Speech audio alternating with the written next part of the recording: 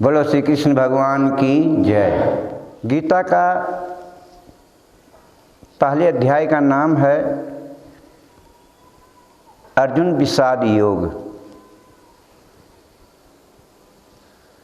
अर्जुन विषाद योग। इस अध्याय में मोह की प्रधानता ज़्यादा है। मोह जहाँ होता है वहीं विषाद होता है, जहाँ मोह नहीं होगा वहाँ विषाद नहीं होगा। तो अर्जुन के अंदर मोह की प्रधानता इस अध्याय में है, इसलिए इसका नाम ही है अर्जुन विषाद योग। गीता के पहले अध्याय के पहले नंबर में धृतराष्ट्र संजय से पूछते हैं कि धर्म क्षेत्रे कुरुक्षेत्रे समविता योत्सव मामका पांडवाश्चय किम अकुर्व संजय। हे संजय, धर्म भूमि कुरुक्षेत्र में युद्ध की इच्छा से इकट्ठा हुए मेरे और पांडु के पुत्रों ने क्या किया।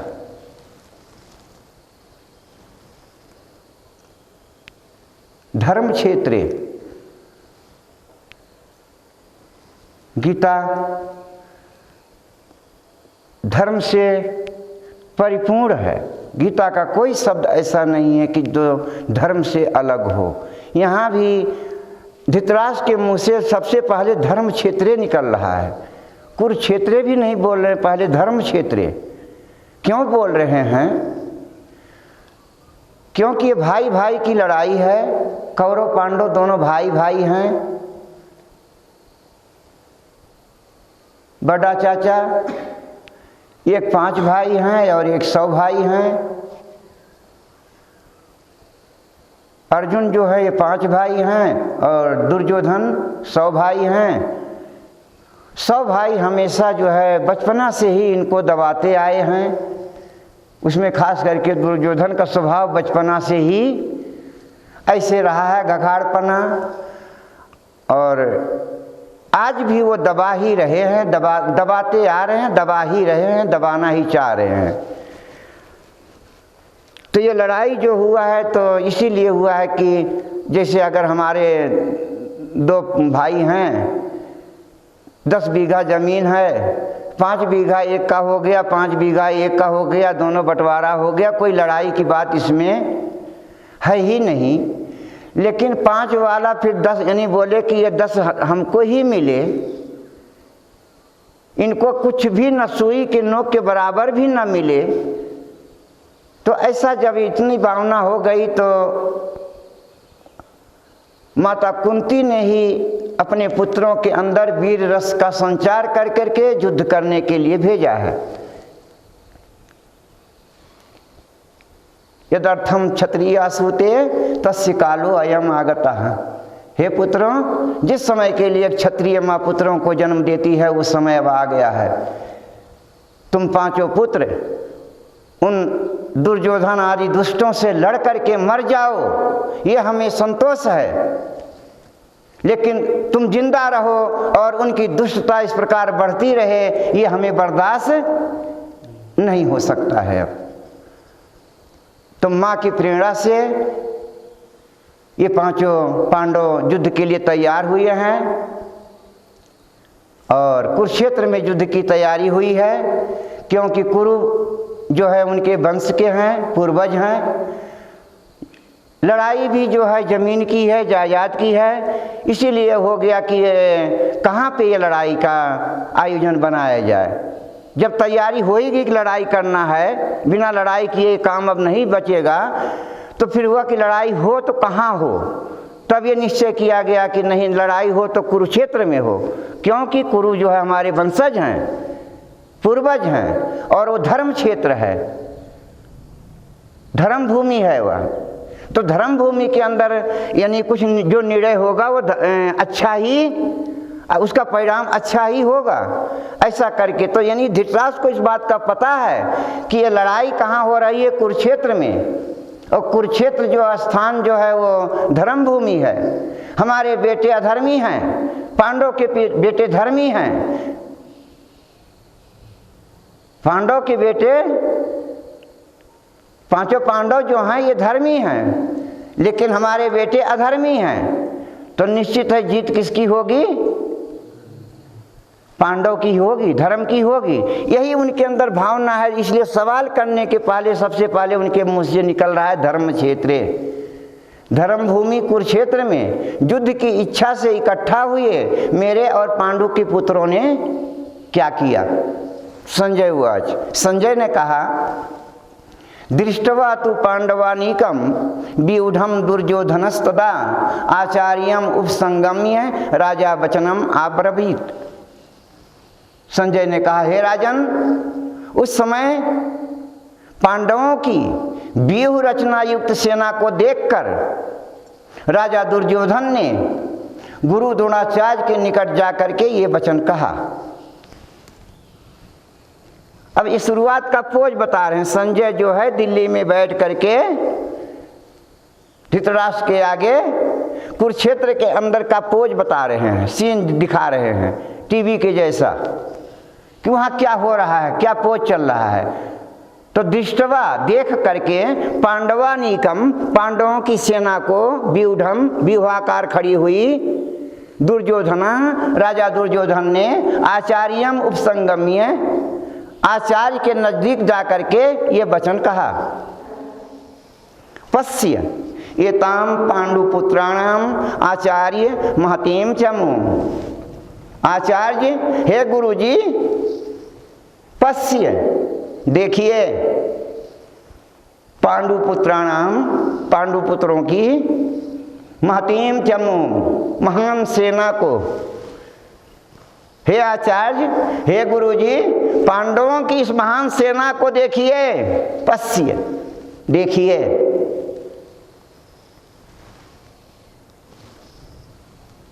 व्यूढ़ाम द्रुपद पुत्रेण तो शिष्येण धीमता। व्यूढ़ाम व्यूहाकार खड़ी हुई पांडवों की इस महान सेना को देखिए। अच्छा, हाँ, तो सेनापति कौन है उधर का? द्रुपद पुत्रेण, द्रुपद पुत्रेण, द्रुपद का पुत्र। बोलो, ये बोलने का तरीका है, इसमें भी कूटनीति का प्रयोग हो रहा है। धृष्टद्युम्न बोल देते, जो उसका नाम था वो बोल देते, लेकिन ना शत्रु का याद दिला रहे, शत्रु का पंप भर रहे हैं। द्रुपद पुत्रेण, अच्छा, हाँ, द्रुपद का नाम सुनते ही द्रोणाचार्य के अंदर बौखलाहट आ जाती है, क्योंकि द्रुपद ने कभी उनका अपमान किया है और बदला उनके भीतर में छिपी हुई है। द्रुपद पुत्रेण तौ शिष्येण, द्रुपद पुत्रेण तौ शिष्येण, आपका शिष्य, एक शत्रु का लड़का और आपका शिष्य। और धीमताम, धीमताम माने कि बुद्धिमान, धीमताम माने बुद्धिमान, बुद्धिमान। शत्रु का लड़का, आपका शिष्य, बहुत बुद्धिमान। कितना बुद्धिमान? द्रोणाचार्य को भी पता है। जिस समय वो बालक उनके पास जाते हैं शिक्षा के लिए, द्रोणाचार्य को पता है कि इसी बालक के द्वारा मेरी मृत्यु होना है। द्रुपद ने यज्ञ के द्वारा इसको प्रकट किया, हमें मारने के लिए द्रुपद ने इसको पैदा किया है। वो यज्ञ वेदी से पहले द्रौपदी होती हैं, बाद में द्रुपद होते हैं।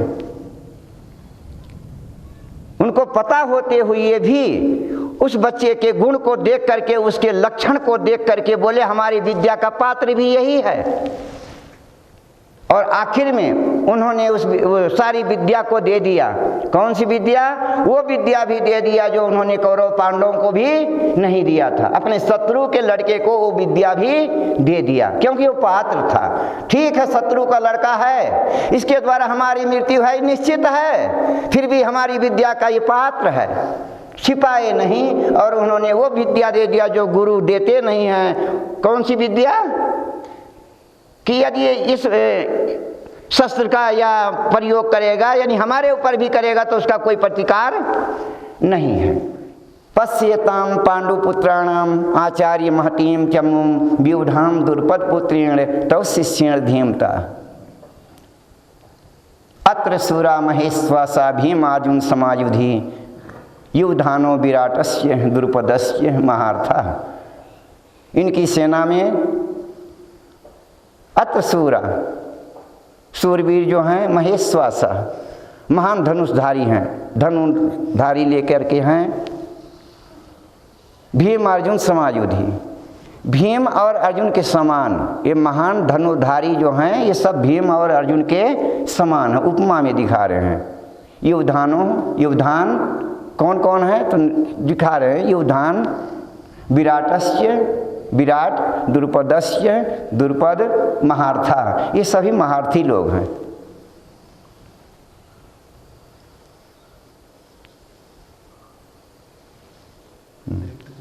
धृष्टकेतुश्चेकितानः काशीराजस्य वीरिवान् पुर्जित कुंतीभोजस्य शैव्यस्य नरपुंगवा। धृष्टकेतु, चेकितान, काशीराज, पुर्जित, कुंतीभोज, शैव्य, नरपुंगवा, इनके आगे नरपुंगवा शब्द लगाया गया। वहाँ महार्था लगाया गया था और यहाँ नरपुंगवा। नरपुंगवा माने जो मनुष्यों में श्रेष्ठ हो। युधामन्युष्य विक्रांत उत्तमौजास्य वीरिवान सौभद्रो द्रौपदेयास्य सर्वयो महार्था। ये सभी महारथी लोग हैं। अस्माकं तो विशिष्टा ये तान्निबो द्विजोत्तम, द्विजोत्तम ब्राह्मणों में श्रेष्ठ। हे गुरुजी, अस्माकं तो विशिष्टा ये तान निबोध, हमारी सेना में जो विशेष विशेष हैं आप उनको भी जान लीजिए। नायका मम सैन्यस्य, आप हमारी सेना के नायक हैं। संज्ञार्थम तान ब्रवीमिते, इसलिए आपकी समझ में मैं संक्षेप में थोड़ी बातें डाल देता हूँ अपनी सेना के भी। भवान, आप भीष्मस्य पितामह भीष्म, कर्णस्य कर्ण, कृपस्य कृपाचार्य, समितिंजयः समितिंजयः, ये जिनका नाम मैं ले रहा हूँ ये सभी क्या हैं? संग्राम विजयी हैं। समितिंजयः संग्राम विजयी, कभी लड़ाई में हारे नहीं हैं। तो इसमें भी सबसे पहले यहाँ भी कूटनीति का ही प्रयोग हो रहा है। भवान, जो कि जहाँ गिनाना था तो भवान के, भवान माने आप, भवान माने आप, आपके बाद भीष्मस्य कर्णस्य कृपस्य समितिंजयः, ये जिनका नाम ले रहे हैं और भी लोग हैं, बुजुर्ग लोग हैं, उनका नाम लेके सबसे पहले आपका नाम लिए, क्योंकि अपने परिवार का नाम ले, अपने वंशज का नाम ले तो थोड़ा इस समय काम है, ज़रूरत है, इसलिए गुरु को थोड़ा खुश रहें। गुरु जी खुश करने के लिए सबसे पहले किसका नाम आ रहा है? भवान, आप। भवान भीष्मस्य कर्णस्य कृपस्य समितिंजयः अश्वत्थामा विकर्णस्य सौमदत्तिस् तथैव च। तथैव च, तथा माने वैसे ही, क्या माने और भी हैं। अन्य च बहवः शूरा मदर्थे त्यक्त जीविता, अन्य अन्य और भी, चा तथा बहवः बहुत से, शूरा शूरवीर, और भी बहुत से शूरवीर, मदर्थे मेरे लिए, त्यक्त जीविता, त्यक्त त्याग दिए हैं, जीविता जीवन की आशा को त्याग करके आए हैं। और भी बहुत से शूरवीर मेरे लिए मतलब मरने के लिए तैयार होकर के आए हैं। ये सबको पता है कि जो इस लड़ाई में जा रहा है वो मरना ही है उसको, चाहे आज मरे चाहे 10 दिन के बाद मरे, निश्चित है वो। मतलब ये लड़ाई इस प्रकार की है, दोनों सेना जब तक खत्म नहीं हो जाएगी तब तक ये लड़ाई बंद नहीं होगी। तो अन्य च बहवः शूरा मदर्थे त्यक्त जीविता, त्यक्त जीविता, इस शब्द में भी सरस्वती ने उसके दिमाग में कुछ कर दिया है कि त्यक्त जीविता, मतलब असली अर्थ है कि जीवन की आशा को त्याग करके ये आए हैं। मतलब जीने के लिए यहाँ कोई नहीं आए, सबको मालूम है कि हमें वहाँ मरना है, लेकिन इसको एक दूसरा भाव भी लेते हैं कि त्यक्त जीविता, जीवित होकर के भी वो जीवित नहीं है। अभी इस समय तो वो जीवित दिख रहे हैं, इस समय जिनका मैं नाम ले रहा हूँ, जिन योद्धाओं का, जिन सूरवीरों का, इस समय वो लड़ाई के समय अभी वो जीवित दिख रहे हैं, लेकिन वो जीवित नहीं है। नाना शस्त्र पर हरा सर्वे युद्ध विशारदा, ये सभी युद्ध विशारदा हैं, युद्ध में मतलब मास्टर हैं, लड़ाई में मास्टर हैं। अपर्याप्तम तदस्माकम बलम भीष्माभिरक्षितम, पितामह भीष्म के द्वारा संरक्षित हमारी सैन्य बल पांडवों के लिए जीतने में बहुत मुश्किल है। अपर्याप्तम और पर्याप्तम तो इदम इताम बलम भीम अभिरक्षितम, यानी भीम के द्वारा रक्षित कौरवों पांडवों की सेना को जीतने में हम लोगों के लिए बहुत आसान है। अनेषु च सर्वेषु यथा भागम अवस्थिताः भीष्मं यो अभिरक्षन्तु भवन्तः सर्वयो हि। ये इतनी बातें लड़ाई के अंदर दुर्योधन पांडवों की सेना को देख के भयभीत होकर के वहाँ से जो है सरक करके कहाँ जाता है, द्रोणाचार्य जी जहाँ खड़े होते हैं अपनी जगह पर वहाँ जाते हैं और द्रोणाचार्य जी के सामने इतनी बातें वो कहते हैं। अब जब यानी एक राजा सेनापति के पास जा कर के उसका चेहरा भी लग रहा है कि कुछ बौखलाया जैसा, डरा हुआ, तो और जो दूर ऐसे थे वो भी ऐसे करके सुन रहे थे और झांक रहे थे। तो अब ये हो रहा है कि उनको भी लेकर के बोल रहा है कि अनेषु च सर्वेषु यथा भागम अवस्थिता भीष्मं यो अभिरक्षन्तु भवन्तः सर्वयो हि। यथा भागम अवस्थिता,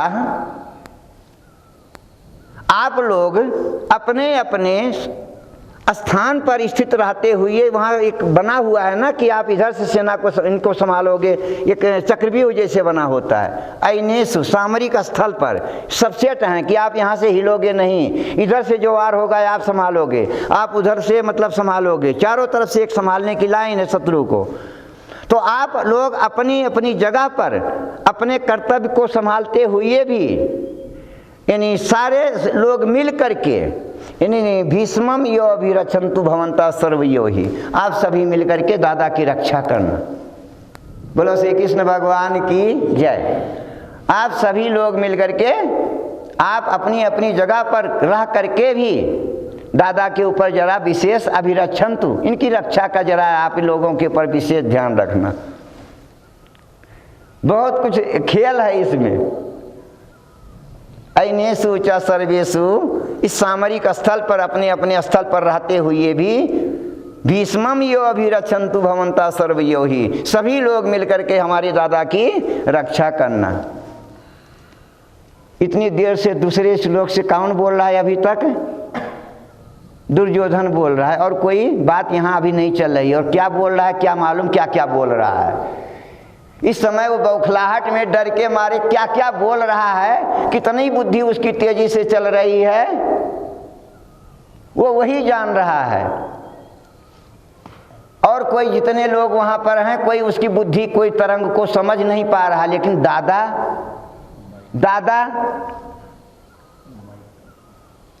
पितामह भीष्म जो है दादा हैं, दादा समझ गए कि इस समय नाती जो है डर गया है, भयभीत है। और भयभीत में सब हमारी रक्षा की बात भी ये कर रहा है कि हमारी रक्षा करो। तो तस्य संजनयन हर्षम कुरु वृद्धा पितामहः सिंहनादम विनद्योच्य है शंखम दधमो प्रतापवान। तस्य उसका, किसका? दुर्योधन का, जिसका विषय चल रहा है, संजनयन वर्धन करते हुए, बढ़ाने के लिए, हर्षम हर्ष को, उसके हर्ष को बढ़ाने के लिए, यानी उसके भीतर में जो डरपोकपना आ गया है, भयभीतपना चेहरे पे जो दिख रहा है दादा को, औरों को तो नहीं दिख रहा है, दादा को दिख ही रहा है कि बच्चा इस समय डर गया पांडवों की सेना को देख करके, तो और हमारी रक्षा की भी बात कर रहा है, तो उसके हर्ष को बढ़ाने के लिए तस्य संजनयन हर्षम कुरुवृद्धा, कुरुवंश के वयोवृद्ध सबसे पुराने पितामह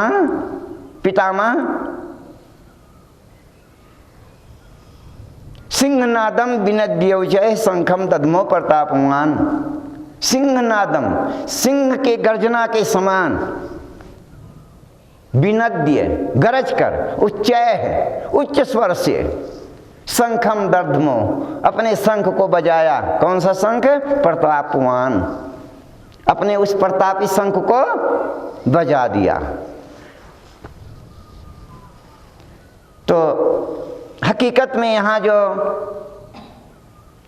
इधर के सेनापति जो शंख बजा रहे हैं, तो ये लड़ाई के लिए नहीं बजाए हैं, बल्कि तस्य संजनयन हर्षम, स्पष्ट शब्द बता रहा है कि दुर्योधन को हर्षित करने के लिए उन्होंने अपना वो दिखा दिया कि बच्चा अभी तेरा दादा की पावर तो देख, शंखम दद्मो प्रतापवान, अपने प्रतापी शंख को बजाया। लेकिन कैसे बजाया? सिंहनादम विनद्यौचय है, पहले गरज करके। कभी यहाँ पहाड़ के अंदर भी देखो, वो डंडा से आवाज़ मारेंगे तो दूसरे तक सुनाई देगा, क्योंकि उनके अंदर शक्ति है, बोलने की उतनी ताकत है, सब उतना आवाज़ नहीं कर सकते हैं। सिंह की गर्जना तो जिसने सुना होगा उसी को पता होगा, सबको पता भी नहीं है कि सिंह की गर्जना कैसी होती है। तथा शंखाश्च भैर्यश्च पर्वाणक गोमुखा सहसैवा यो अभ्यंत स शब्दस्तुमलो अभवत। तथा उसके बाद, तथा माने उसके बाद, जब भीष्म ने अपना प्रतापी शंख बजा दिया, उसके बाद की बात बता रहे हैं। तथा शंखास्य भैर्यस्य पर्वाणक गोमुखा, शंख भैर्य मत नगार, अपना अपना साधन बजा दिया, लड़ाई का वो बिगुल बज गया। सशब्दस्तुमलो अभवत, वो जो जितने शब्द, वो जो शब्द हुए एकत्रित, वो तुमलो अभवत। तुमला माने भयंकर, गुंजानवान, जैसे पहाड़ में भी यानी आवाज़ गूंजता है ना, ऐसे जो है वो सारे शंख के, नगारे के, भेरी के, मतलब सब गोमुख के सब शब्द एक ही साथ ऐसे इतना तेज उठे वो शब्द कि उससे जो है तुमलो अभवत। अगला है, अब इधर की तो बात हो गई। ततः श्वेतैर हैर्युक्ते महत्स्यन्दने स्थितो माधव पांडवश्चैव दिव्यो शंखो प्रदद्मतु। ततः उसके बाद इधर का वर्णन सुना करके अब उधर का वर्णन सुना रहे हैं। श्वेतैर हैर्युक्ते, श्वेत सफ़ेद, है माने घोड़े से, युक्त माने युक्त, सफ़ेद घोड़ों से युक्त, महत्स्यन्दने स्थितो, महान रथ पर स्थित, माधवा पांडवश्चयो, भगवान श्री कृष्ण और अर्जुन ने दिव्य शंखों प्रदद्मतु, अपने दिव्य शंखों को बजाया। यहाँ भी क्या, जो लड़ाई की अब तैयारी पूरी, ये लड़ाई के शंख बज गए, अब लड़ाई ही होना है, जो कि वहाँ पर है तस्य संजनयन हर्षम। उन्होंने जो शंख बजाया था तो उसको हर्षित करने के लिए दुर्योधन को, कि खुश हो जावे कि अभी हमारी आवाज़, शंख की आवाज़ तो सुन ले, और लड़ाई की आवाज़ तो कुछ बाद में देख लेना, तो इतना चिंता मत कर। लेकिन सबने यही समझा कि अब ये लड़ाई का इन्होंने शुरुआत कर दिया, तो इधर से भी तैयारी हो गई। 5 जन्यम ऋषिकेशो देवदत्तम धनंजय पौंड्रम दधमो महाशंखम भीम कर्मा विक्रोदरा। भगवान श्री कृष्ण ने अपने पांचजन्य नामक शंख को बजाया। देवदत्तम धनंजया, अर्जुन ने अपने देवदत्त नामक शंख को बजाया। भीम कर्मा विक्रोदरा, भयंकर कर्म करने वाले बड़े पेट वाले भीम ने पौंड्र नामक शंख बजाया। अनंत विजयम राजा कुंती पुत्रो युधिष्ठिरा, राजा युधिष्ठिर ने अनंत विजय नामक शंख बजाया। नकुला सहदेवस्य सुघोषमणि पुष्पकौ, नकुल और सहदेव ने सुघोषमणि और पुष्पक नामक शंख बजाया।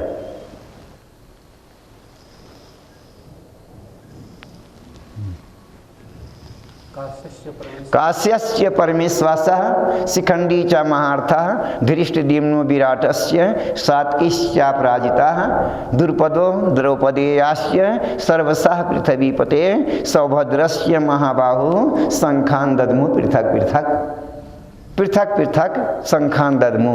इन सभी ने अपने अपने शंख बजाए। स घोषो धातराष्ट्राणाम हृदयानि विदारियत,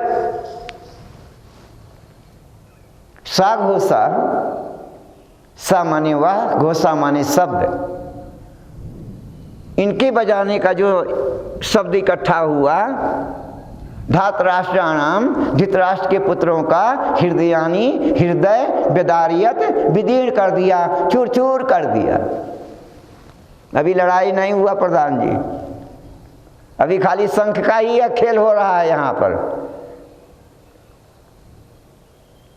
अभी यहाँ पर शंख का ही खेल चल रहा है। उधर वालों ने शंख बजाया तो वो क्या था, सा शब्दस तुमलो अभवत, उनके शंख का आवाज क्या था, भयंकर हुआ। जब कौरवों के शंखों की आवाज जो थी वो भयंकर शब्द का यहाँ प्रयोग हुआ है। और यहाँ पर क्या हो रहा है, जब इन लोगों ने शंख बजाया तो इनका आवाज से क्या हो रहा है, धातराष्ट्राणाम हृदयानि विदारियत, धृतराष्ट्र के पुत्रों का हृदय चूर चूर कर दिया, चकनाचूर कर दिया।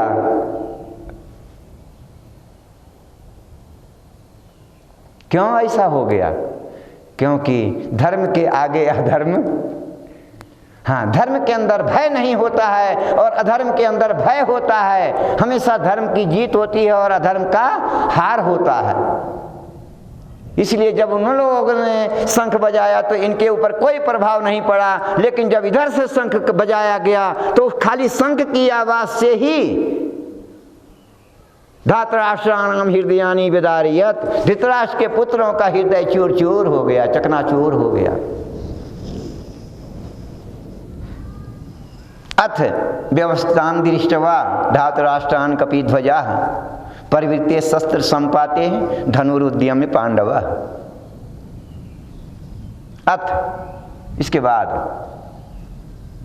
व्यवस्थान दृष्टवा धातराष्ट्रान, धृतराष्ट्र के पुत्रों को लड़ाई के लिए बिल्कुल सेटिंग देख करके, उनकी लड़ाई की भावनाओं को देख करके, सबकी अपनी अपनी तैयारी देख करके इस समय सब अपने पोज में आ गए हैं। इस समय जो शंख बज गया तो सब एक दूसरे से टकराने की पोज में, हथियार उठा करके मतलब लड़ने की पोज में आ चुके हैं। अब तो उनकी उस पोज को देख करके, उनकी उस व्यवस्थान यानी व्यवस्था को देख करके कपिध्वजा, यहाँ अर्जुन के रथ को कपिध्वजा बोल रहे, नहीं कपिध्वजा का ही बोल रहे हैं, अर्जुन ना बोल करके कपिध्वजा, कपिध्वज वाले, क्योंकि अर्जुन के रथ पर भगवान हमेशा हनुमान जी का हुंकार होता था। उस रथ के ऊपर हनुमान जी का वास था और समय समय पर वो अपना वो प्रभाव दिखाते थे। तो तीन योजन लंबा था वो झंडा, रथ के ऊपर का जो झंडा था वो 3 योजन था लंबा। चाहे जंगल में घुसे, चाहे पहाड़ में जावे, कहीं भी जावे, कहीं अटकना नहीं है, फटकना नहीं है, कहीं फटना नहीं है उसको, मतलब ऐसा है वो झंडा। और हनुमान जी उसके ऊपर विराजमान हैं, बीच बीच में अपनी दिखा रहे हैं दहाड़। कपिध्वजा अथ व्यवस्थान दृष्टवा धातराष्ट्रान कपिध्वजा प्रवृत्ते शस्त्र संपाते धनुरुद्यम्य पांडवा।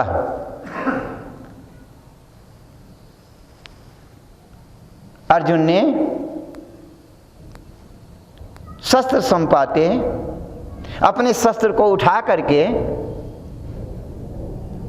धनुरुद्यम्य अपने धनुष को उठा करके शस्त्र संपाते यानी लड़ने के लिए, लड़ाई के पोज में आने में वो भी हो गए।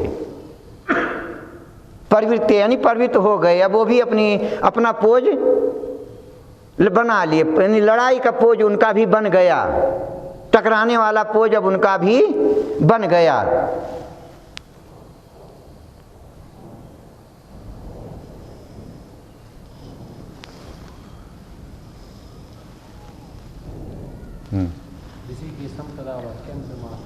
ऋषिकेशम तदा वाक्यम इदम आह महीपते। हे राजन, जब अर्जुन लड़ने की पोज में आ गया तो ऋषिकेशम भगवान कृष्ण से तदा उस समय इदम वाक्यम आह, ये वचन को कहा, इस वचन को कहा। क्या कहा?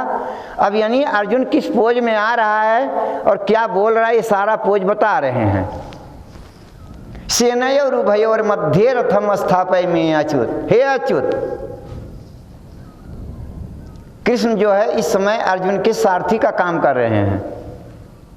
भगवान जो है इस समय लड़ाई के समय में अर्जुन के सारथी का काम कर रहे हैं, उनका रथ चला रहे हैं। इस समय अर्जुन रथी है। तो क्या बोल रहे हैं कि सेनयोर उभयोर मध्य रथम स्थापय में, मेरे रथ को दोनों सेनाओं के बीच में ले चल के खड़ा करो। भगवान कृष्ण से क्या बोल रहे हैं कि मेरे रथ को दोनों सेनाओं के बीच में ले चल के खड़ा करो। सेनयो उभयो मध्य रथम स्थापय, मेरे रथ को दोनों सेनाओं के बीच में ले चल के खड़ा करो। आदेश दे रहे हैं अर्जुन। किसको दे रहे हैं? भगवान कृष्ण को ये आदेश दे रहे हैं। लेकिन फिर भी अपनी भावना उनकी क्या आदेश देने का नहीं है, तो मजबूरी है। इस समय भगवान उसके रथ को चला रहे हैं, ज़रूरत है तो बोलना ही पड़ेगा कि रथ को वहाँ ले चलो। तो आर्डर नहीं दे रहे हैं, बल्कि अच्युत बोल रहे हैं, अच्युत शब्द का प्रयोग कर रहे हैं। अच्युत, अच्युत जो अपने पद से च्युत ना हो, गिरे नहीं। भगवान, आप हमारी नज़र में भगवान ही हैं, आप हमारे कोई आर्डर के, हमारी आज्ञा का पालन करने वाले नहीं हैं। मजबूरी में मेरे को कहना पड़ रहा है कि आप मेरे रथ को ले चलो, लेकिन ऐसा नहीं कि इससे आप कोई च्युत नहीं हो रहे हैं। हमारी नज़र में या समाज दुनिया की नज़र में आप अच्युत हैं।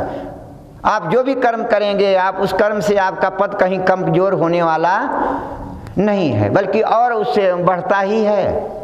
सेनयोर उभयोर मध्य रथम स्थापय में अच्युत। हे अच्युत, मेरे रथ को दोनों सेनाओं के बीच में ले चल के खड़ा करो।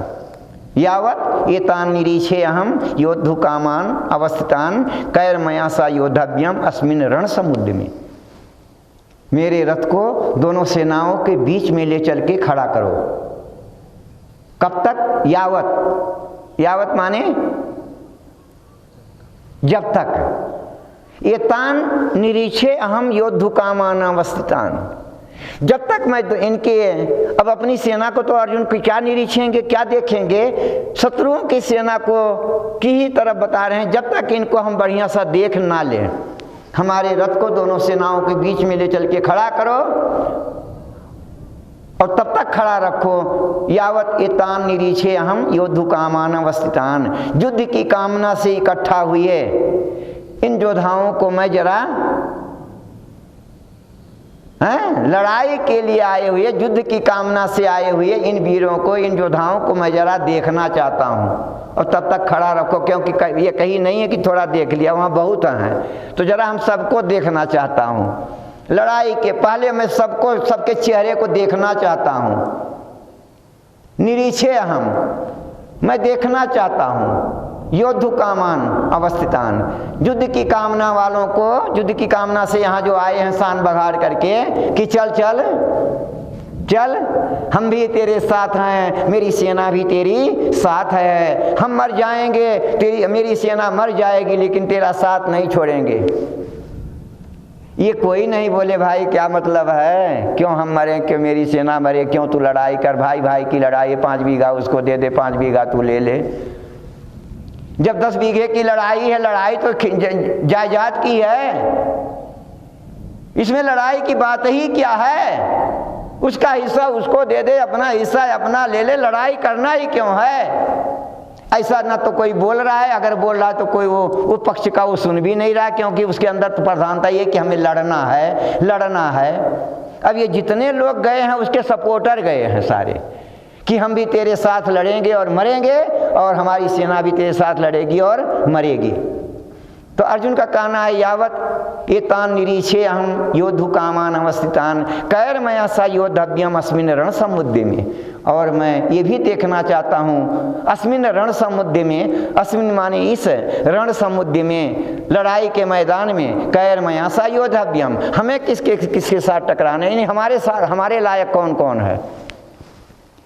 मतलब हम ये भी देखना चाहते हैं कि मतलब हमें किससे टकराना है, हमारे बराबरी वाला कौन कौन है, जरा उसको भी मैं देखना चाहता हूँ। यस्यमानानवेशे अहम यायेते अत्र समागताः धातराष्ट्रस्य दुर्बुद्धे युद्धे प्रीचिकीर्षवः। धातराष्ट्रस्य धृतराष्ट्र के पुत्र दुर्बुद्धे, दुर्बुद्धि शब्द का प्रयोग कर रहा है। ऐसे दुष्ट का संग करने वाले, उसका साथ देने वाले इस लड़ाई के अंदर कौन कौन आए हुए हैं कि चल चल हम तेरे लिए जान देने के लिए सेना लेकर के तैयार हैं, जरा उनको अभी भी देख लूं, उसके बाद लड़ाई में भी उनको मजा चखा दूं। ऐसे दुर्बुद्धि वालों को देखता हूँ। हाँ, ऐसे दुर्बुद्धि वालों को मैं देखता हूँ, और ये भी देखता हूँ कि हमें किसके साथ लड़ाई करना है। हाँ, हमें किसके साथ लड़ना है।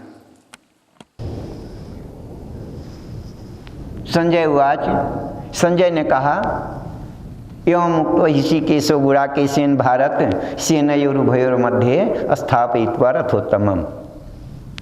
हे राजन, अर्जुन के इस प्रकार कहने पर भगवान ने उस उत्तम रथ को दोनों सेनाओं के बीच में ले जा करके खड़ा कर दिया। खड़ा करने के बाद भगवान बोलते हैं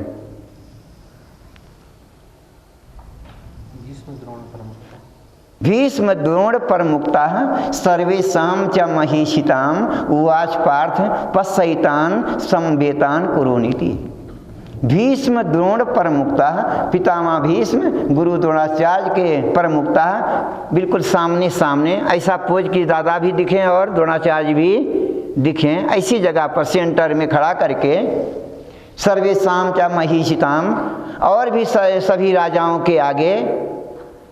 ये भगवान की यही तो कलाबाजी है कि वो खाली आर्डर पा गए कि ऐसी जगह खड़ा करो, तो भगवान भी अपनी कला दिखा रहे हैं, ऐसी जगह खड़ा कर रहे हैं जहाँ से भीष्म द्रोणाचार्य बिल्कुल क्लियर, सर्वेषां च महिषिताम्, और भी जो बड़े बड़े राजा हैं बिल्कुल क्लियर दिख रहे हैं वहाँ से अर्जुन को। उवाच पार्थ, उवाच माने कहा, पार्थ हे अर्जुन, पश्य देख, एताम इन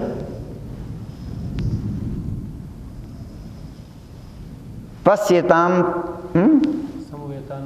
समवेतान कुरुनीति, इकट्ठा हुए कुरून कौरवों को। भीष्म द्रोण प्रमुक्ता सर्वेषां च महिषिताम् उवाच पार्थ पश्यैतान् समवेतान् कुरुनीति। भीष्म और द्रोणाचार्य के सामने और राजाओं के सामने खड़ा करके भगवान ने कहा, हे अर्जुन, तू इन कौरवों को देख। बोलो श्री कृष्ण भगवान की जय। तू इन कौरवों को देख, कुरून कुरून पश्य, इन कौरवों को देख। अर्जुन क्या बोला था वहां पर कि मेरे रथ को ऐसी जगह पे ले चल के खड़ा करो जहां से मैं इन दुर्बुद्धि दुर्योधन की प्रसन्नता के लिए यहाँ इकट्ठे हुए इन सारे को मैं देखना चाहता हूँ। तो इसका मतलब यह है अर्जुन लड़ने के मूड में, लड़ने के पोज में है।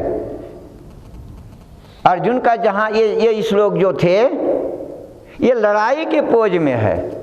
और यहाँ भगवान जो ये श्लोक है 25वां नंबर, 23 तक तो अर्जुन के अंदर लड़ाई है, 21, 22, 23 कि सेनयोर उभयोर मध्ये रथम स्थापय में अच्युत यावतेतान निरीक्षे हम योद्धुकामान अवस्थितान कैर्मया सा योद्धव्यम अस्मिन् रण समुद्र में योष्यमानान अवेश्य हम यायेति अत्र समागता धातराष्ट्रस्य दुर्बुद्धिर्युद्धे प्रिय चिकीर्षवा।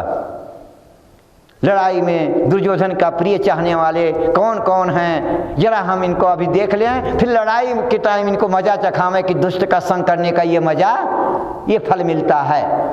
तो यहाँ तक अर्जुन के अंदर वीर रस है,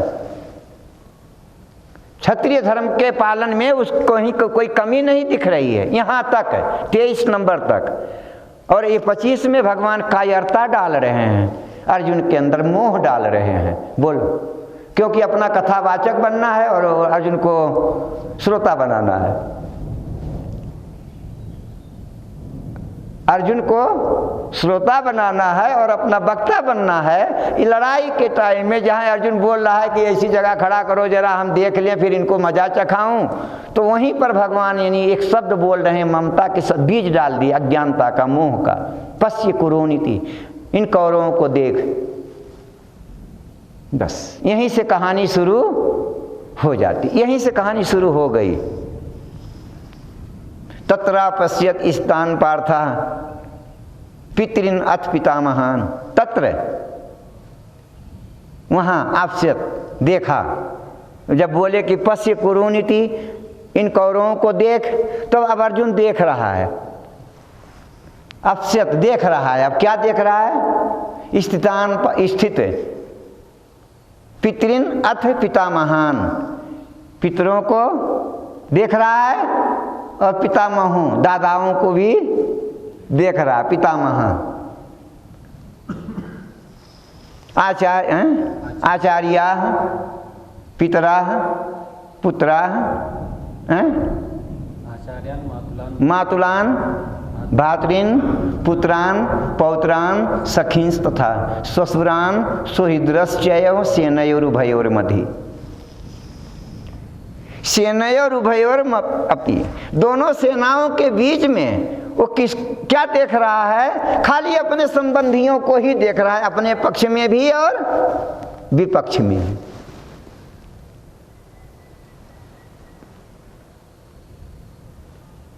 मतलब जो भगवान ने जो सुई लगाया अपना पर, मतलब टेबलेट दिया, तुरंत काम कर गया। भगवान ने बोला कि तू ये अपने वंश कुरुओं को देख, पश्य कुरुनी, कौरवों को मतलब कुरुन वंश को देख। तो यहाँ अर्जुन अब वही देखने लग गया। क्या देख रहा है? सगा संबंधी दिख रहा है, अब शत्रु नहीं दिख रहा है। कैर मैं ऐसा योद्धव्यम अस्मिन् रण समुद्र में, इस लड़ाई के मैदान में हमें किसके साथ भिड़ना है? यानी जो अर्जुन की ये पावर पना थी वो अब यहीं पे खत्म हो गई और अपने संबंधियों को देख रहा है। तत्रा पश्यत स्थान पार्था पितृन अथ पितामहान आचार्यान मातुलान, मातुलान माने मामा, भातृन भाई, पुत्रान पुत्र, पौत्रान पौत्र, सखीन सखा, ससुरान ससुर, सुहृद्रश्च और भी हितैषी लोग। सेनयोरुभयोर मध्य अपि, दोनों सेनाओं के बीच में खाली यही दिख रहे हैं और कुछ दिख ही नहीं रहा है अब उसको। तान समीक्ष्य स कौन्तेयः सर्वान् बन्धून् अवस्थितान् कृपया पर्याविष्टो विषीदन् इदम् आब्रवीत्। तान समीक्ष्य, तान माने उनको, समीक्ष माने देख कर, स माने वह, कौन्तेय माने अर्जुन, कुंती पुत्र अर्जुन। तान समीक्ष्य स कौन्तेय सर्वान् बन्धून् अवस्थितान्, सर्वान् सभी, बंधून बांधवों को, कुटुंबियों को, अवस्थितान स्थित हुआ, कृपया पर्याविष्टो बहुत व्याकुलता में आकर के, कृपया पर्या परम परम परम लगा रहे हैं, बहुत व्याकुल होकर के, विषीदन्तम् इदं वचा, इदम् आब्रवीत्, ये वचन बोला। अब यहाँ से सर्वान बंधुन अवस्थितान। अगर आप ध्यान दोगे तो मैं बताऊंगा कि कहाँ कहाँ तक अर्जुन को अब कहानी शुरू हो गई, मतलब वो टेबलेट काम कर रहा है। अब यहाँ टेबलेट काम कर गया, ये बंधुन शब्द आ गया, सर्वान बंधुन अवस्थितान। अब उसको जहाँ शत्रु दिख रहे थे अब वहाँ बंधु दिखने लग गए, शत्रु नहीं दिख रहे हैं। मतलब ये वो अपने कर्तव्य से विमुखता का उसके अंदर ये बीमारी घुस गई, धर्म से च्युत हो अपने हटने का एक कहानी। यही ममता जहाँ होती है, मोह जहाँ होता है, वहाँ ज्ञान नहीं होता, विवेक नहीं होता, कर्तव्य पालन नहीं हो पाता है। जहाँ भी ममता का अंश होगा वहाँ पे विवेक नहीं है, विवेक काम नहीं करता है ममता में। मोह जहाँ है वो अपने कर्तव्य का पालन नहीं कर पाता है, मोह का ही पालन करने में मोह जाल समावृता, मोह जाल में फंस करके बस उसी में ही रह जाता है, उसका जो अपना कर्तव्य था उसको भूल जाता है। तो तान समीक्ष सा कौन्तेय सर्वान बंधुन अवस्थितान, सभी बंधुओं को देख करके कृपया पर्याविष्टो विसिदन इदम अब्रवीत, परम कृपा मतलब व्याकुल होकर के ये वचन बोलता है। दृष्टवे मम स्वजनम कृष्ण युत्सुम संपस्थितम सिदंत इमं गात्राणि मुखम चा परिशुष्यति। हे कृष्ण, अब यहाँ भी देख लो, वहाँ क्या था, तान समीक्ष सा कौन्तेय, असर बंधुन शब्द का प्रयोग था। इसके पहले सभी बंधुओं को देखा, अब यहाँ क्या बोल रहे हैं इस श्लोक में, दृष्टवेदम स्वजनम। अब यहाँ स्वजन दिखने लग रहे हैं, मतलब लग गया वो बीमारी, उनको मोह वाली बीमारी लग गई। दृष्टवेदम स्वजनम कृष्ण युत्सुम संपस्थितम सिदंती मम गात्राणि मुखम च परिशुष्यति। हे कृष्ण, इन स्वजनों को देख करके युत्सुम संपस्थितम, लड़ाई के लिए इस मैदान में खड़े हुए इन स्वजनों को देख करके सीदंती मम गात्राणि, परिणाम के ऊपर मैं जब विचार कर रहा हूं तो सीदंती मम गात्राणि, मेरे मुख तो सूख रहे हैं ना,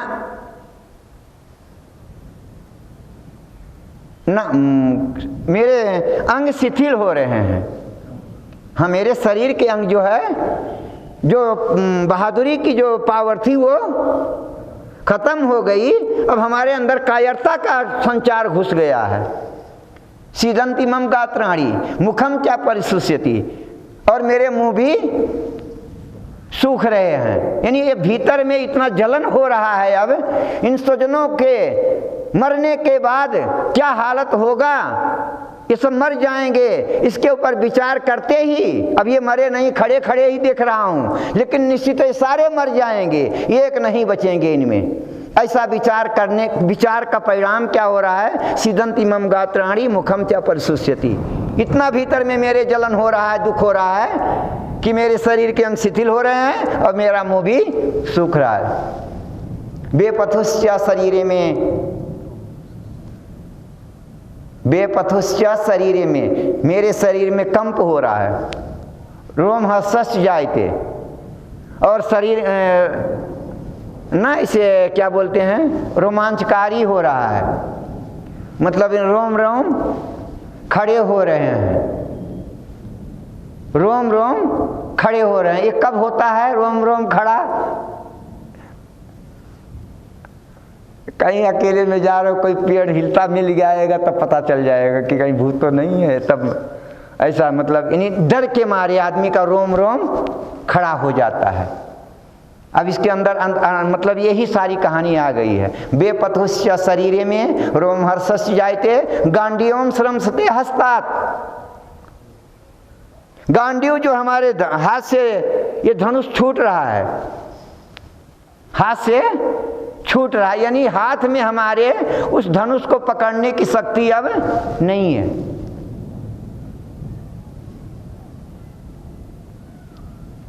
हाँ, ना च शक्नोमि अवस्थातुम भ्रमति च मे मनः। मैं अब यहाँ खड़ा रहने में भी अपने आप को समर्थ नहीं माना। अभी अर्जुन खड़ा है, रथ के ऊपर खड़ा है, अब लेकिन बोल रहा है अब हम खड़ा रहने में भी असमर्थ समझ रहा हूँ। भ्रमतीव चा में मना, मेरा मन भ्रमित हो रहा है। ऐसे मेरा मन भी भ्रमित हो रहा, कुछ हमें कुछ लग ही नहीं रहा, मेरा मन भ्रमित हो गया है। निमित्तानि च पश्यामि विपरीतानि केशव, हे केशव, मैं तो लक्षणों को भी जो हमारे शरीर में या जो व्यवहार में जो लक्षण होते हैं हमें उल्टा ही दिख रहा है। हमें सब कुछ लक्षण भी होते होते, शुभ लक्षण और अशुभ लक्षण। तो बोल रहा है कि हमें लक्षणों को भी देख करके उल्टा ही लग रहा है। ना चा श्रेयो न पश्यामि हत्वा स्वजनम आहवे। आहवे, आहवे माने लड़ाई के मैदान में, स्वजनम माने स्वजनों को, हत्वा माने मारकर, नाचा श्रेय अनुपश्यामी, मैं कोई कल्याण होते नहीं देख रहा हूँ। इस लड़ाई के मैदान में इन स्वजनों को मार करके हमारा क्या कल्याण, कुछ कल्याण होगा ऐसा हमको कुछ दिखाई नहीं दे रहा है। यहाँ भी स्वजन मार आ गया है, मतलब अर्जुन उसी में चल रहा है। अब बंगाली डॉक्टर ने जो गोली दिया था वो गोली का असर पूरा कर रहा है, हैं? यहाँ भी स्वजन 3 बार आ गया, 3 बार यहाँ तक आ गया अभी। ना चा श्रेय अनुपश्यामी हत्वा स्वजनम आहवे, इस लड़ाई के मैदान में इन स्वजनों को मार करके हमें कोई कल्याण होते दिखाई नहीं दे रहा है। ना कांक्षे विजयम कृष्ण नाचा राज्यम सुखानी चा। हे कृष्ण, अब अपनी स्थिति बता रहा है अर्जुन, मैं विजय नहीं चाहता, राज नहीं चाहता और सुख भी नहीं चाहता। किम नो राजेन गोविंद, हे गोविंद, इस राज से हमें क्या मतलब है? राज अगर चाहिए तो इस राज से हमें क्या मतलब है? किम नो राजेन गोविंद, किम भोग है, और भोगों से भी हमें क्या मतलब है? जीवितेन वा, अथवा जीने से भी हमें क्या मतलब है? ये शाम अर्थे कांक्षतम नो राज्यम भोगा सुखानी चा, जिनके लिए मैं राज भोग और सुख की हमारी इच्छा थी, ज्यादा करके अपने लिए कम होता है, दिखाने के लिए ज्यादा। बोलो श्री कृष्ण भगवान की जय। समझ गए ना? अपने लिए कम और दिखाने में ज्यादा। अगर हम जीतेंगे तो अपने स्वजनों को ही तो दिखाएंगे और किसको दिखाएंगे? अब किसको जीतेंगे? यानी अपने संबंधियों को आगे खुलेगा ये बात। तो किम नो राजेन गोविंद किम भोगै जीवतेन वा, हे गोविंद, हमें राज से, भोग से और सुख से क्या मतलब है? ये सामर्थ्य कांक्षतम नो राज्यम भोगा सुखानी जा, जिनके लिए हमें राज भोग और सुख की कामना थी, ते इमे अवस्था जो दे प्राणांस त्यक्त्वा धनानि चा, वही अपने जीवन को और अपने राज को छोड़ करके यहाँ मरने के लिए आए। अपने लिए तो हमें नहीं चाहिए था, सगे संबंधियों के लिए चाहिए था, पुत्रों के लिए, ससुरों के लिए, मामाओं के लिए, मतलब जो राज कुछ होता है इन्हीं के लिए चाहिए था। तो ये तो सारे मरने के लिए यहीं आ गए हैं। ये साम अर्थ कांक्षतम और राज्यम भोगा सुखानी जा, राज भोग और सुख जिनके लिए हमें चाहिए था, ते इमे अवस्था जो दे प्राणांस त्यक्त्वा धनानि चा, वे अपने प्राणों को और अपने राजपाट को छोड़ करके यहाँ मरने के लिए आए हैं। कौन कौन है? वही फिर बता रहे हैं।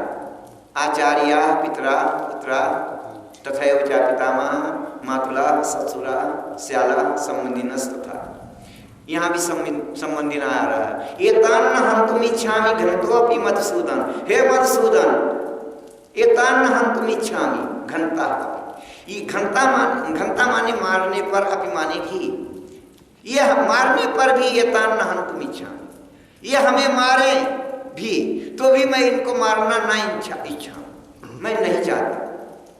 ये हमें मार दें और राज और सुख सारा ये ले लें, लेकिन इतना होने के बाद भी हम इनको मारना नहीं चाहते।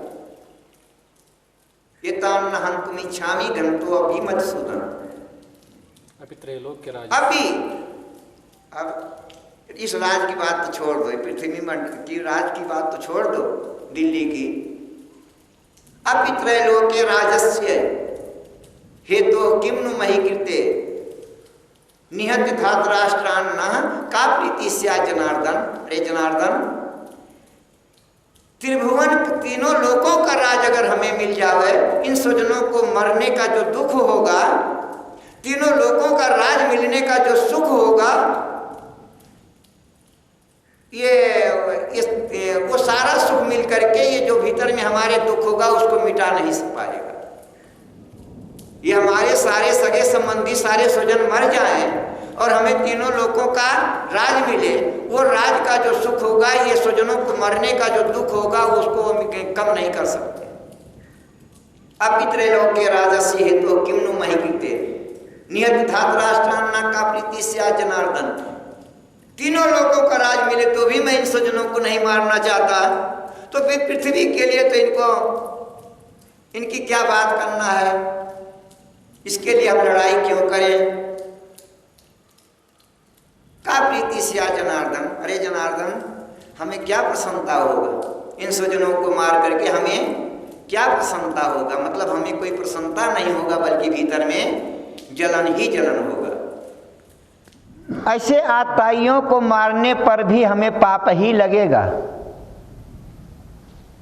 ऐसे आतंकवादियों को मारने पर भी हमें पाप ही लगेगा। अर्जुन को सभी शास्त्रों का ज्ञान है। बोलो श्री कृष्ण भगवान की जय। उसे धर्म नीति मतलब हर चीज़ का पता है। अर्थशास्त्र कुछ अलग बोलता है, धर्मशास्त्र कुछ अलग बोलता है। अर्थशास्त्र क्या बोलेगा कि ना ही आतताई बधो दोषो हंतुर्भवति कश्चन। आतताई को मारने पर मारने वाले को कोई दोष नहीं लगता है, आतंकवादी को मारने वाले को दोष नहीं लगता। ये कौन बोलता है? अर्थशास्त्र बोलता है। ये नीति बोल रही है। और अर्जुन को आतताई किसे कहते हैं?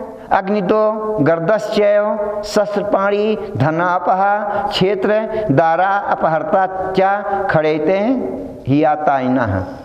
ये 6 प्रकार मतलब 6 लक्षण वाले आताई कहे जाते हैं। अग्निदाह, जो आग लगाने वाला हो किसी के घर मकान सामान में। गर्दश्चैव, गर्दा कहते हैं जहर, जो जहर दे के मारने वाला हो। शस्त्रपाणी, जो बंदूक गन शस्त्र लेकर के सामने बिल्कुल दिखा रहा है। धनापहा, जो दूसरे का धन का अपहरण करने वाला हो। क्षेत्र दारा अपहर्ता चा, दूसरे की जमीन, दूसरे की स्त्री को उठा के लेके भागने वाला। ये 6 प्रकार के जो होते हैं इनको आतताई कहा जाता है। आतंकवादी भी, अब आप उसी को हम लोग क्या बोल रहे हैं आजकल? आतंकवादी। तो आतताई ना है, यानी ऐसे आतताइयों को मार करके भी हमें पाप ही लगेगा। क्यों? मान लो अब ऐसे बोलते हैं ना कि कश्मीर में आतंकवादी, तो कश्मीर से कोई आपके पास गांव में आ जावे आतंकवादी तो उसको मार दोगे तो पाप नहीं लगेगा। लेकिन अगर दादा और नाना और मामा और साले और बहनोई ही आतंकवादी हों तो थोड़ा तो कुछ विचार तो। अगर अपने संबंधी ही आतंकवादी हों तो क्या करना होगा? उनको मारने में तो पाप नहीं लगेगा आतंकवादी को। ये तो अर्जुन को पता है कि आतंकवादी को मारने में पाप नहीं लगता। ना ही आतताई बधे हंतुर्दोषो भवति कश्चन, ये पता है उसको कि आतंकवादी को मारने पर कोई पाप नहीं लगता है। लेकिन यहाँ उसके लिए समस्या क्या है कि आतंकवादी तो उसके अपने सगे संबंधी तो सारे हैं, कोई बाहर से कश्मीर से या किसी दूसरे देश से आए हुए नहीं है। तस्मान न रहा वयम हंतुम धातराष्ट्रान स्वबांधवान। स्वबंधवान, अपने बंधु। इसलिए देख रहे हैं ना, बिल्कुल साफ शब्द में बोल रहा है, उसी ममता में ही लहर में चल रहा है ये। तस्मान न रहा वयम हंतुम, धातराष्ट्रम सुबांधवान। इसलिए अपने बंधु धृतराष्ट्र पुत्रों का वध करना हमारे योग्य नहीं है। स्वजनम ही कथम हत्वा सुखिना श्याम माधव, हे माधव, इन स्वजनों को मार करके हम सुखी कहाँ से होंगे।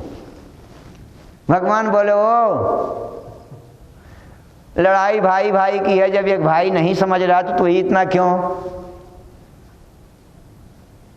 एक पक्ष अगर नहीं समझ रहा है इस बात को कि लड़ाई में हानि होना है, तो यानी एक दूसरा पक्ष ही आप ही अकेले तरफ से क्यों ऐसा, इतना क्यों। तब अर्जुन बोल रहा है यद्यपि येते न पश्यन्ति, यद्यपि येते न पश्यन्ति, ये लोग नहीं देख रहे हैं।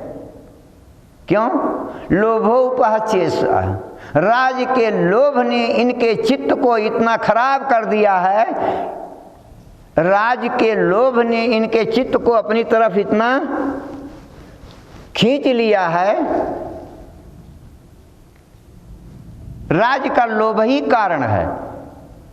मतलब ये लोग लोभी हैं और हम लोभी नहीं है। थोड़ा सा इसमें ये भी भाव आएगा अपने हैं, ये लोभी हैं। हम लोग ऐसे समाज में बोला भी जाता है ये तो बड़े क्रोधी हैं, अरे ये तो बड़े कामी हैं, ये तो बड़े मुँह में हैं।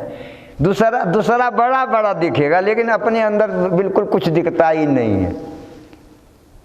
यद्यपि येते न पश्यन्ति लोभोपहास्येषः कुलक्षय कृतम दोषम मित्र दोहे च पातकम।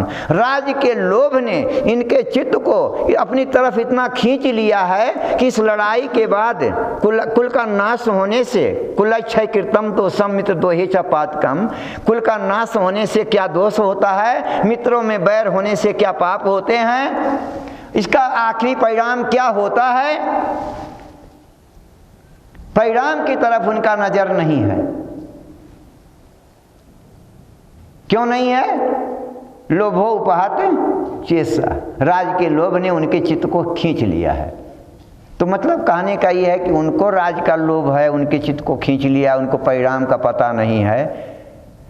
आगे है कि कथम न ज्ञेयम अस्माभि पापादस्मान निवर्तितुम कुलक्षय कृतम दोषम प्रपश्य दिवर जनार्दन। हे जनार्दन, हम लोगों को क्यों ना इस बात के ऊपर विचार करके और इस लड़ाई से हट लेना चाहिए, क्योंकि ताली तो दोनों हाथ से बजता है ना, एक हाथ से तो ताली बजता ही नहीं है। लड़ाई तब जब दोनों पक्ष लड़ेंगे तभी तो लड़ाई होगा ना, जब एक पक्ष लड़ाई करेगा ही नहीं तो लड़ाई होगा ही कहाँ।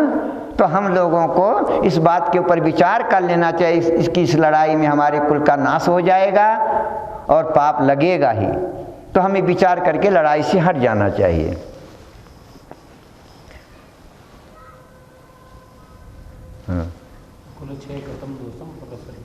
अब अर्जुन जो है कुल का नाश होने का मतलब अपनी बुद्धि दिखा रहा है।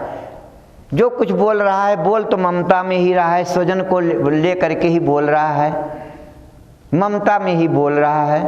क्या बोल रहा है कि कुलक्षय प्रश्यन्ति कुल धर्मा सनातना, कुल का नाश होने से हमारे जो कुल के सनातन धर्म हैं वो भी नाश हो जाएंगे। बड़े बूढ़े जवान जब सारे मर जाएंगे तो हमारा जो परंपरा से कुल धर्म, सनातन कुल धर्म चला आ रहा है वो भी नाश हो जाएगा। कुलक्षय, कुल का नाश होने से प्रश्यन्ति नष्ट हो जाते हैं कुल धर्म सनातना, सनातन परंपरा से जो चले आ रहे हैं। और धर्मे नष्टे कुलम कृष्णम अधर्मो अभिभवतु,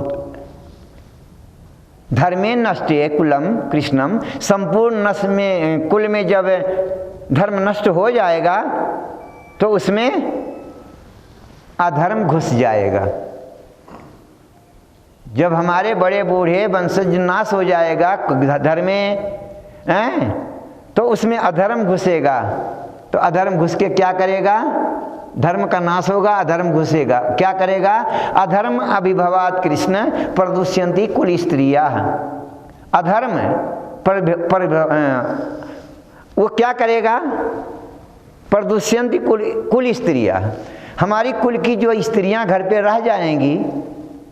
बड़े बूढ़े भी मर गए और जवान भी मर गए, लेकिन जवान स्त्रियां तो घर पर ही हैं ना, सारी स्त्रियां तो नहीं जवान आई हैं लड़ने के लिए।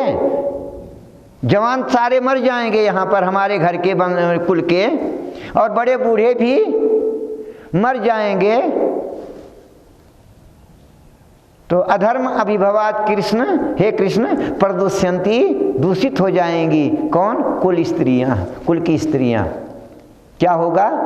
स्त्रीषु दुष्टासु आश्चर्य जायते वर्णशंकर, वर्णशंकर होगा। जो बच्चा ऐसा दूसरे जाति का होता है, दूसरे का होता है, उसको क्या बोलते हैं? वर्णशंकर बोलते हैं। तो ये होता है कि शंकरो नरकाइयो कुलघ्ना नाम कुलस्य क्या। चलो कुछ भी हुआ, क्या घाट, मतलब हुआ तो सही ना भाई, ध्यान देने की बात है। शंकरो नरकाइयो कुलघ्ना नाम कुलस्य क्या, वो जो वर्णशंकर होता है हमारे कुल को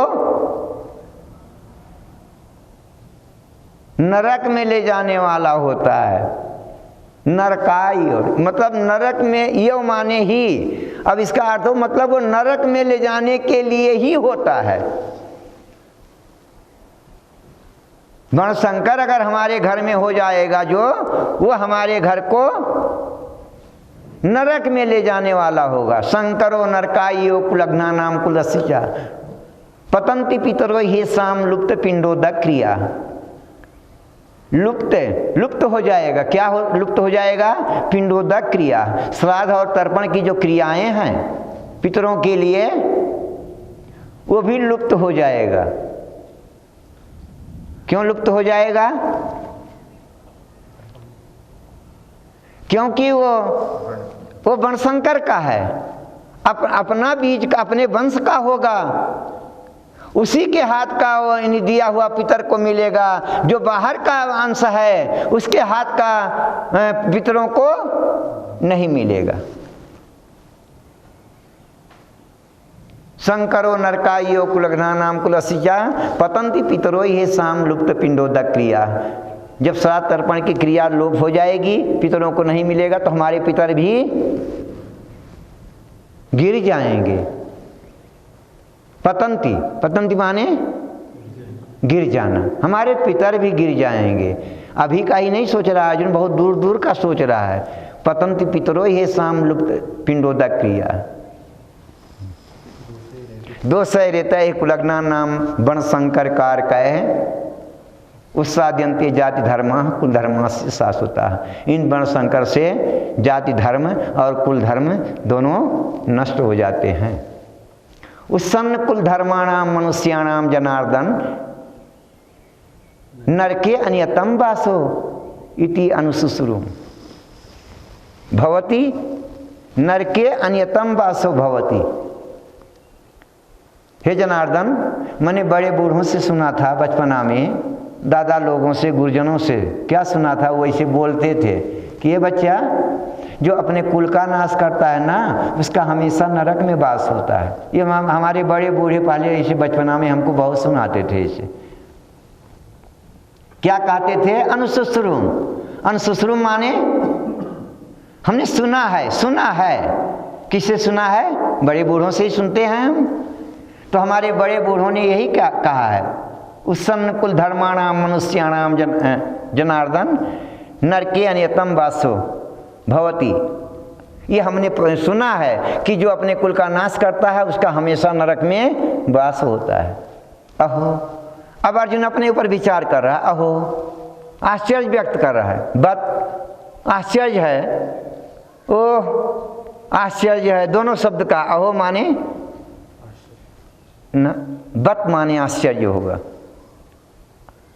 अहो माने शोक, शोक व्यक्त कर रहा है। अपनी स्थिति को देख करके अर्जुन शोक और आश्चर्य दोनों उसके अंदर हो रहे हैं। अहो बत महत पापम कर तुम व्यवस्था वयम यद राज सुख लोभेन हंतुम सजनम उदिता। अरे ये कितना महान आश्चर्य की बात है कि मैं राज और सुख के चक्कर में फंस करके अपने स्वजनों को मारने के लिए धनुष बाण उठा के लड़ाई में तैयार हैं।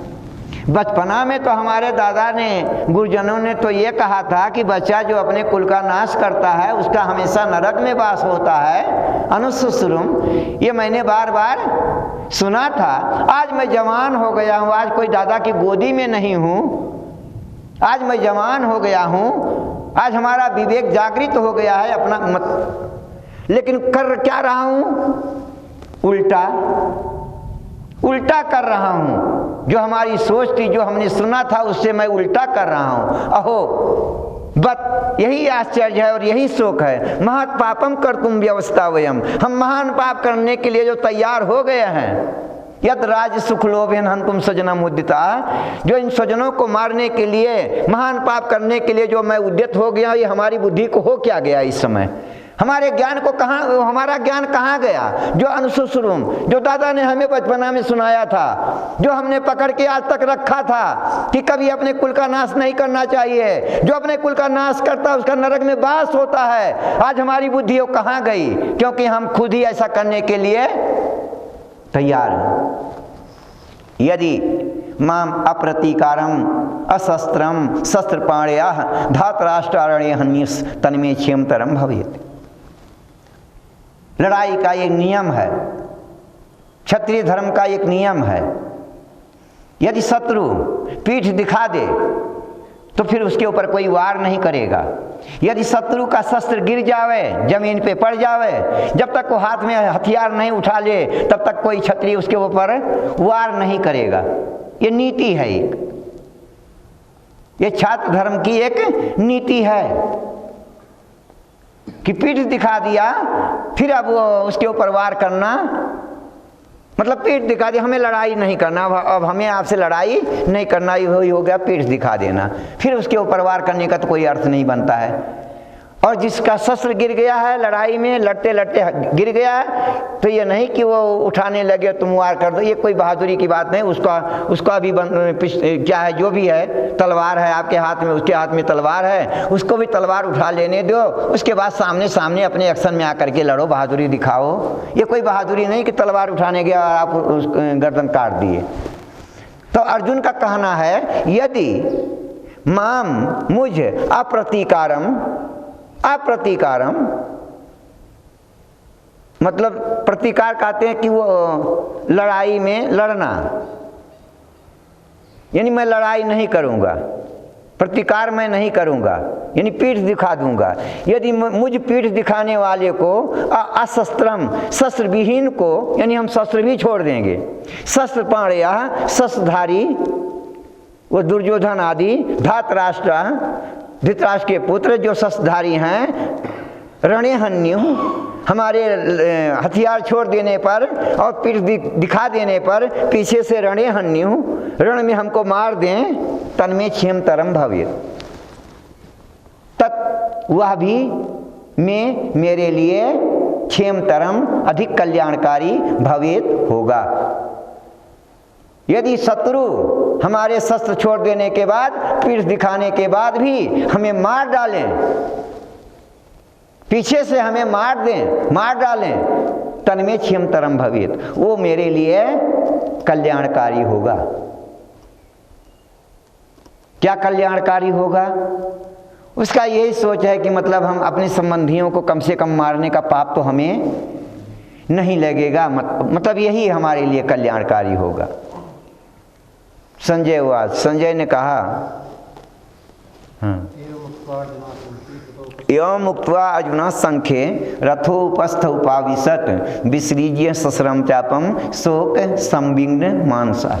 ऐसा कह करके शोक संविघ्न मानसा, शोक से व्याकुल चित्त वाला अर्जुन रथोपस्थ उपाविशत, रथ में जो खड़ा था वो बैठ गया, यानी अब उसके पास खड़ा रहने की भी शक्ति नहीं रह गई, यानी उसका शस्त्र छूट गया और रथ में वो बैठ गया। और शोक संविघ्न मानसा, ऐसे नहीं बैठ गया है, शोक संविघ्न मानसा, शोक से व्याकुल चित्त के द्वारा, यानी इस समय उस शोक में व्याकुल होकर, इतना शोक में व्याकुल हो गया है कि उसके हाथ से धनुष छूट गया और खड़ा रहने में भी असमर्थ है, वो रथ में बैठ गया। बोलो श्री कृष्ण भगवान की जय। पहला अध्याय पूरा हो गया।